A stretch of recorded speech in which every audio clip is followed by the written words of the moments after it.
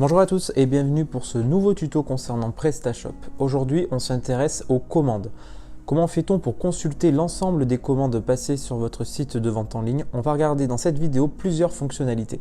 Comment consulter le statut des commandes, comment consulter les produits d'une commande, comment mettre à jour le statut d'une commande manuellement, puisqu'encore une fois ce processus peut aussi être automatisé, notamment par rapport aux moyens de paiement ou à la partie logistique. Aujourd'hui, on va voir vraiment manuellement comment on peut mettre à jour ce statut. Alors pour commencer, vous devez vous connecter en tant qu'administrateur, donc sur le back-office. Quand vous êtes connecté, vous êtes toujours sur votre tableau de bord. Vous avez ici un onglet Commandes. Quand vous cliquez sur Commandes, vous avez tout en haut un widget qui vous donne un récap par rapport aux 30 derniers jours. Donc là, effectivement, c'est un site que l'on utilise uniquement en démonstration. Donc il n'y a pas eu de transformation en 30 jours. Il n'y a pas eu de panier abandonné aujourd'hui. Il n'y a pas de panier moyen et il y a encore moins de marge sur les ventes puisque il n'y a pas de vente. Donc si vous utilisez un vrai site avec de vraies informations, ces informations sont mises à jour régulièrement et vous pouvez même l'actualiser. En cliquant ici, il y a une actualisation des données qui est effectuée. Bien, juste en dessous, vous avez un tableau de bord avec l'ensemble des commandes. C'est un récap vraiment de toutes vos commandes avec plusieurs informations. Vous avez d'abord l'identification de la commande, sa référence. Vous savez si c'est un nouveau client qui a passé une commande. Vous savez dans quel pays la commande va être livrée. Vous avez le nom du client. Vous savez si c'est une société. Vous avez le montant de la commande. Vous avez le mode de paiement et vous avez l'état.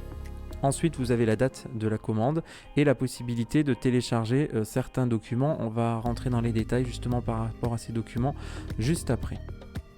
Vous avez la possibilité de cliquer sur une commande. On va par exemple prendre cette commande, la commande 21. Quelles sont les informations que nous disposons? Alors on a la date de la commande, on a le montant, on sait s'il y a eu des messages échangés avec le client et on a la totalité des produits, juste ici, 4. On va regarder maintenant en détail les différents onglets qui sont disponibles. Alors tout d'abord, il y a un onglet qui concerne vraiment la commande. Ici, je sais que ma commande a un statut sur paiement à distance accepté. On a la date, on a l'heure, on sait que le paiement à distance a été validé. Mais la commande est actuellement uniquement sur ce statut. Donc, on a la possibilité d'imprimer la commande et de voir la facture. Si je clique sur imprimer la commande, vous avez ici du coup un aperçu des éléments que vous avez actuellement à l'écran. Bon, pas trop d'intérêt dans notre cas. Si on clique sur voir la facture, vous avez un PDF qui se télécharge. Le voici, le voilà. Avec à l'intérieur du coup uniquement les éléments que vous avez commandé, les prix, le numéro de la facture, enfin c'est vraiment une facture en bonne et due forme. Donc là, vous avez la possibilité de télécharger cette facture au format PDF. On regarde juste en dessous, du coup au niveau de l'état, c'est ce que je vous disais, nous avions le paiement qui a été accepté, mais la commande n'a toujours pas été expédiée. Donc on verra juste après dans la vidéo comment on fait pour modifier ce statut. Je vais pas vous mentir, ça se passe ici. Vous avez un menu déroulant et vous pouvez mettre à jour ce statut. On a un autre onglet ici, documents. Documents disponibles, on a la facture. La facture qui est du coup téléchargeable. Ça reprend ce que nous avons ici. Ça, c'est le premier onglet qui concerne la commande. Ensuite, il y a un autre onglet qui concerne la livraison.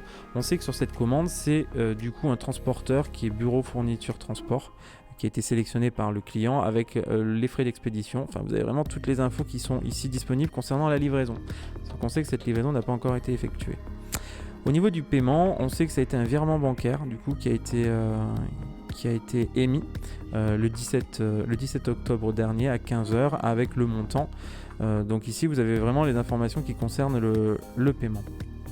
On continue. Là, vous avez la liste des produits qui concernent la commande. Donc vous pouvez avoir les quantités commandées, juste ici. Vous pouvez cliquer sur le produit pour avoir accès à la fiche produit. Enfin, vraiment, vous avez accès à tous les éléments. Vous avez du coup ici le montant de la commande qui apparaît. Ensuite, on remonte tout en haut de notre écran. Sur la partie de droite, on va avoir les informations qui concernent le client. Donc là, vous pouvez en fait accéder à la fiche client. Ici, vous avez l'adresse mail du client, vous avez l'adresse de livraison qui a été enregistrée par le client. Vous avez accès à l'adresse de facturation, en l'occurrence ici qui est la même. Et vous pouvez rajouter un commentaire privé. Ce commentaire, le client ne le verra pas. Vous serez vous seul et les employés du site à pouvoir consulter ce commentaire. On continue, ici vous avez la possibilité d'envoyer un message. Donc vous pouvez soit sélectionner un message prédéfini, donc vous avez la possibilité d'enregistrer des messages prédéfinis. Ou alors, vous avez ici la possibilité de saisir manuellement un message. Est-ce qu'on envoie ce message au client, oui ou non? Il va falloir dire oui si vous voulez transmettre ce message au client et ensuite cliquer sur envoyer le message.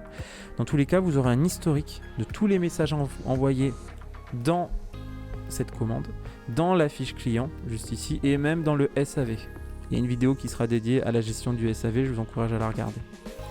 Voilà, donc là on a regardé l'ensemble des modules qui sont disponibles sur une commande. Ce que je vous propose, c'est qu'on va mettre à jour le statut de la commande. Alors ça, c'est hyper important. Ça se fait de manière automatique dans les entreprises qui ont tout automatisé, mais on peut également le faire manuellement. Ici, par exemple, c'est Monsieur Loupiac qui a fait sa commande, qui a passé sa commande pour un montant de 26,01 €. On a eu l'information comme quoi le virement a bien été reçu. Paiement à distance accepté. Donc nous avons reçu la commande, nous allons mettre à jour le statut de la commande. Je clique ici sur ce menu déroulant et voilà les différents statuts qui sont disponibles. Quand une commande a été, le paiement d'une commande a été validé, on va du coup indiquer au client que la commande est en cours de préparation. Mettre à jour l'état. Et donc ici, vous voyez bien, j'ai l'historique, paiement à distance accepté et en cours de préparation. Vous avez vu, il y a deux petits boutons ici des CTA qui apparaissent avec renvoyer l'email. C'est parce qu'à chaque fois que je vais modifier le statut de la commande, le client va être informé par mail. Votre commande, le paiement de votre commande a été accepté, elle est en cours de préparation. Donc généralement, il y a un temps qui se passe pendant que l'entrepôt prépare la commande.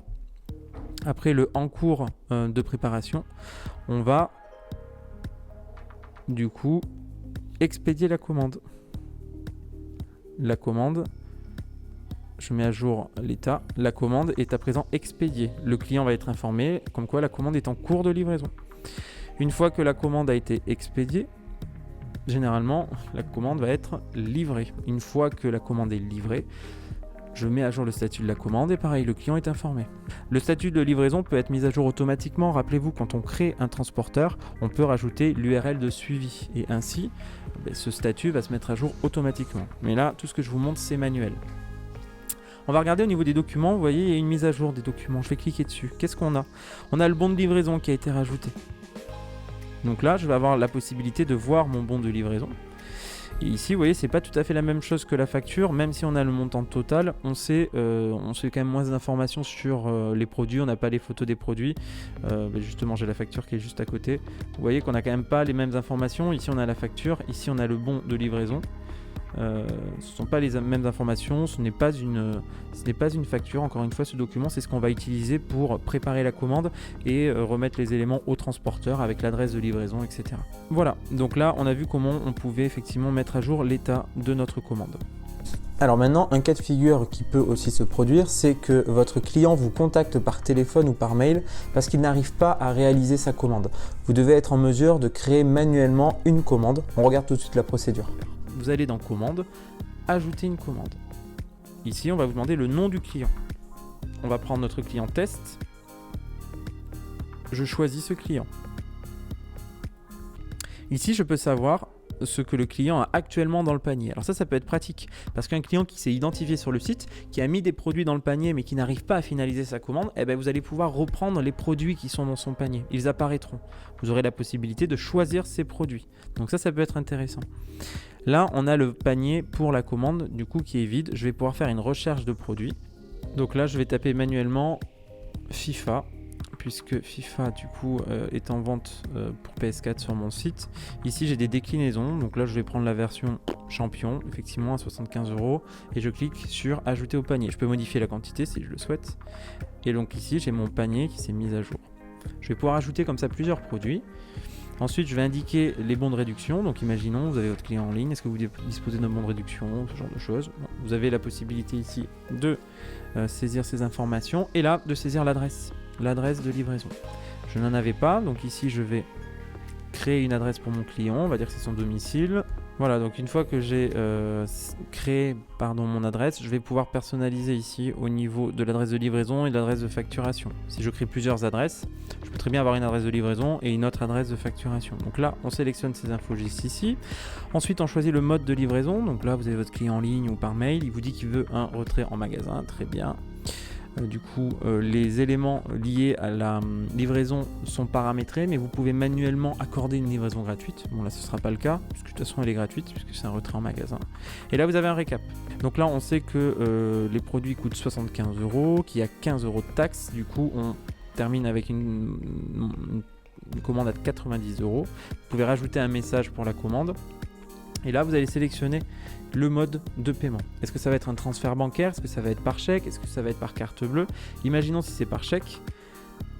On va pouvoir du coup envoyer un email au client avec les éléments pour régler la commande. Donc là, je vais cliquer sur envoyer un email au client pour effectuer le paiement. Il va recevoir toutes les informations concernant l'envoi du chèque, à quel ordre mettre le chèque et à quelle adresse l'envoyer.